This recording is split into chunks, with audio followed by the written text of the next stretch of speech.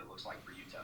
Yeah, I mean, as we said after the game, great culture win, down 22 points to a rival. Great atmosphere, great crowd, and our kids just kept on battling. And I think it's just a great testament to the culture we have and to our players and our coaches. And so, getting that the win was really important. I mean, you're talking about a team that's highly respected, a team that's getting, ranked very high in Group of 5 rankings, and a game that when you're out there playing them, you realize how good they are. But we have a really good football team too, and I thought us being able to run the football, keeping our defense off the field a little bit, making some more plays on D than we had earlier in the game, and it's just sort of controlling the game. I mean, you think about that last drive. We had to go 6 minutes plus to, kind of control the ball and get ourselves in position to kick a winning field goal. And I mean, we took it. I think it was 6:46 left in the game to down to 6 seconds, and we put it through and won it. So, talked about this prior to playing Texas State. Was we're going to have a short week. This challenge is going to be coming off of Texas State, win or lose. You lose, you're a little down. It's hard to get your self back up and going right away. You win. Everyone wants to talk about the win. Everyone's patting you on the back. So it's a trap game no matter what. Trap game for us, especially because we got the big win, short travel time, heading out to a team that's 0-4. And you got to, and they're coming off a bye week. Same time, I would say that when you watch their tape, you go, boy, I was hoping the tape wasn't as good as it is. I mean, they played a lot of teams tough, and so yeah, sure they're 0-4, but boy, that record could be a lot different. And I thought they've played some good football.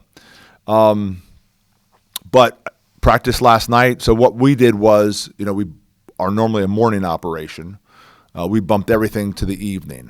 So had the boys in Sunday, cleaned out the game, got a good run in, got them in the tubs, had them in Monday morning for some meetings and walkthrough. Monday evening we practiced. Thought we had an outstanding practice. Less good versus good, more service. Still shorter, but I think they did a great job.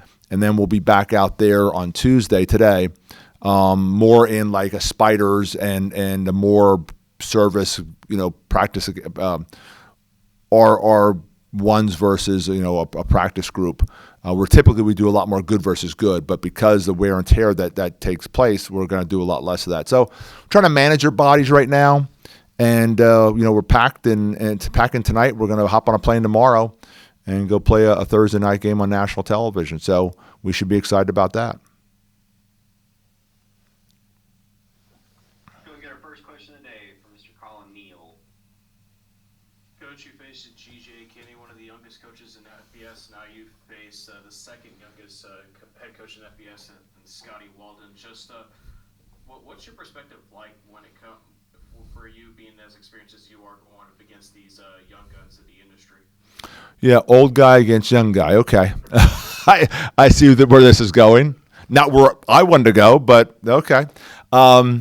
They bring great energy, great enthusiasm. I hope what, I bring is a steady hand, all about our culture, not panicking when things don't go your way. I think, experience, there is something to experience, but, I know talking to people that have played, against UTEP, there's going to be energy from that coaching staff, from those players. It's going to be a little bit of a show, and, he'll have his boys ready to play, and this will be their Super Bowl. This legitimately will be their Super Bowl, in that we still have time to turn our season around. And we can turn our season around right here. Oh boy, they're set up. They just had a huge win. They're coming on a short week. Everyone's patting them on the back. Guys are in the training room because of, all the slaps on the back more than any injuries they have. I mean, it's like, one of those things. And I'm sure that UTEP's going to be very convinced that we're, kind of sitting duck here.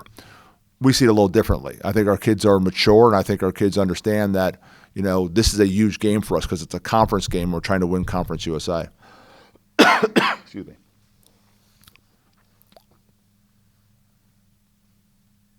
Let's go with Carlos. Coach, you look at UTEP being 0-4. I mean, an overtime loss to Southern Utah, Yep. and just really all around their other 3 losses, just nothing really close. But just what have you seen on film that impresses you about how they approach every ball game? Yeah, I thought they played Liberty really tough, and they're going to do a lot of stuff offensively. Going to make you think. A lot of crazy formations, motions. I think for the short period of time that he's been there, he's done a pretty good job of retaining a bunch of guys that were going to go in the portal or did go in the portal, and then also bringing some guys in. So, you're going to see a very aggressive team on both sides of the ball. And that's the way Scotty coaches, and it's a mentality that he brings.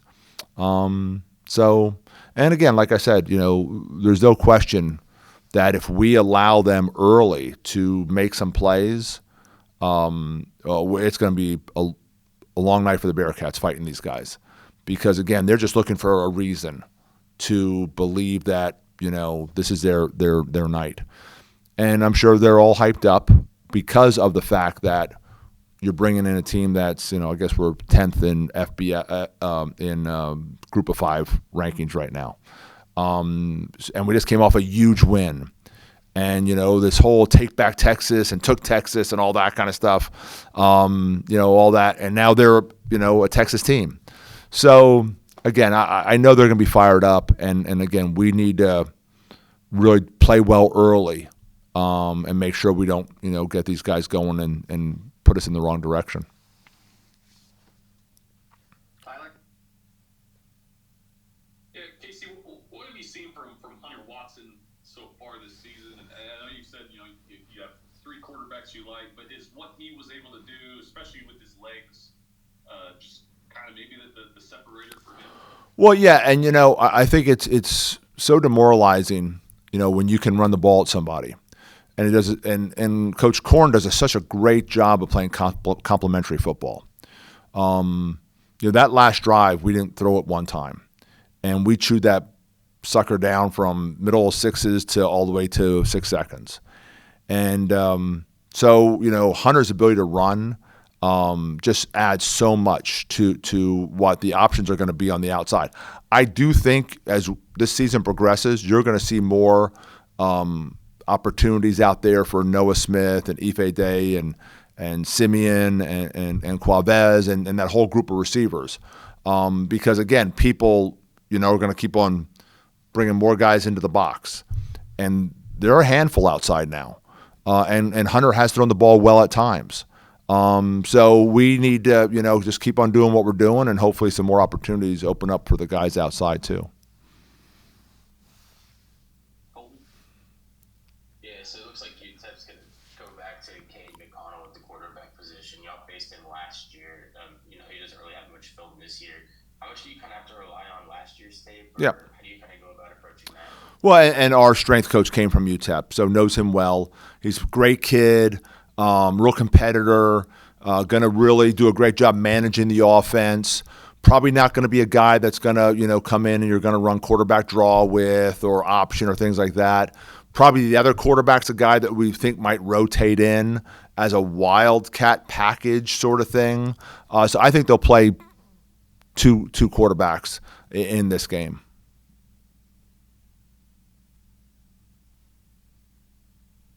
Luke?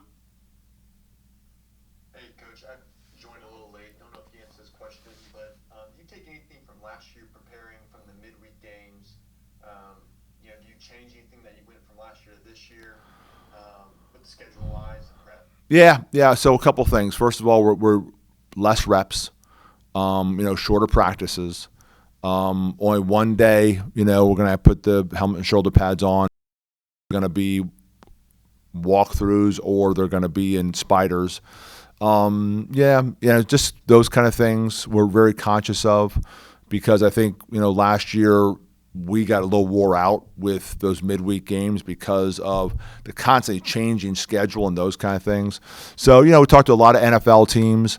We talked to the guys at Arizona State before they played Texas State on a Thursday night on a short week.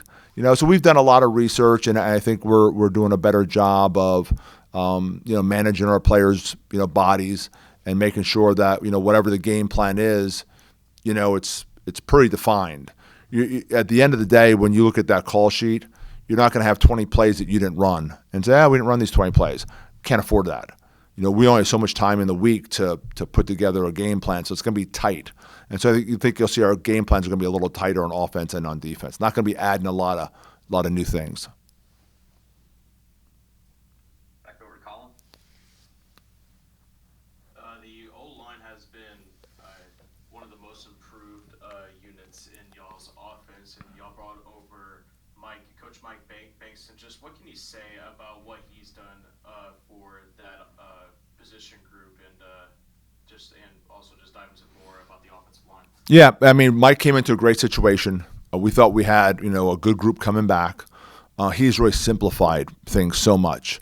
I think there's a lot less thinking going on right now with our guys, and that was one of the things that we talked about, especially, again, we're dealing with short weeks and all those kind of things. All those things kind of add up, and let's just try to simplify as much as we can. Let's have our kids play a little bit faster and with a little bit more confidence. And so I think you see that. I think our guys are playing faster and they're playing with more confidence. And a lot of that's because Mike's done a really good job of simplifying. He was with Korn at Memphis and at Virginia Tech, so they speak the same language. And so the transition was very seamless. Colton again. Jay Ducker seems to emerge as kind of y'all's running back one.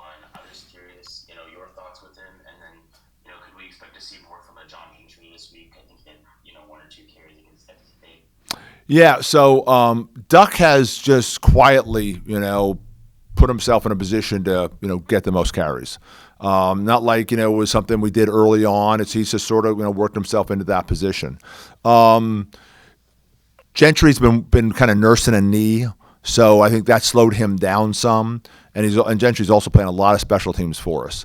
DJ McKinney hepped up and has played really well.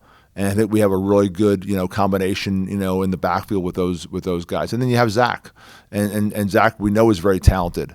And so, we have four running backs that we feel very confident that we can play. And there's only one ball to hand off. So, but I would say that Gentry's been slowed with a little bit of a knee more than anything else.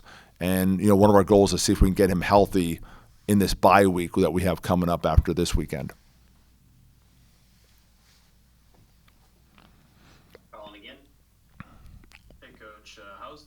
How do you assess so far with the defensive line? Of course, Ribasala went down a few weeks ago. Just what do you think so far, and who should we be looking out more towards season on?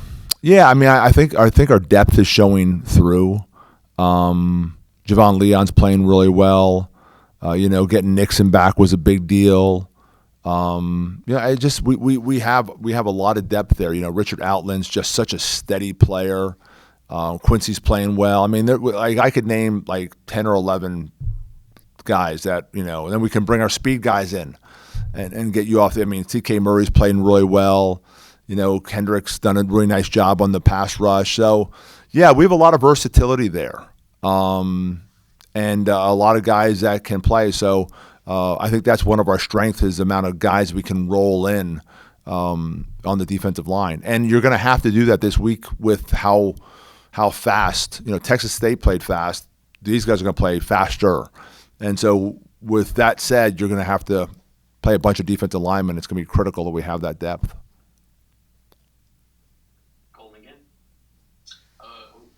We've talked about the bye week next week. I believe we've called it get better weeks for the last few years. Just what do you kind of want to see next week after this game, being 6 games into the season and finally getting a chance to kind of catch your breath and be ready for the next half? Yeah, it's unique where you're going to have like 16 days, so it's even more than a typical, bye week. But we want to get our kids healthy. Like you said earlier, kind of catch our breath a little bit. We have another 3-game stretch, then a get better week, and then another 3-game stretch. So I think the schedule's worked out really well for us. For how bad the schedule was last year, I think the schedule's worked out well for us this year. And I think it's just so critical getting a win going into this next 2 weeks. You get a win, there's, a lot of momentum going your way. And, our guys know that. And so, and we talked about possibly this might be the most challenging game that we have because of all the circumstances that are leading up to this game. So again, we know that these guys are 0-4, but that really means very little. It's conference play, and you look at them on tape, and they're a lot better than you were hoping for. You were hoping that they were getting blown out by everybody, but they've played everyone tight. Up to a point, some like Nebraska wore them out then, and they're very aggressive. So, again, this is a huge football game for us, as important as any game we're going to play all year, and our kids understand that.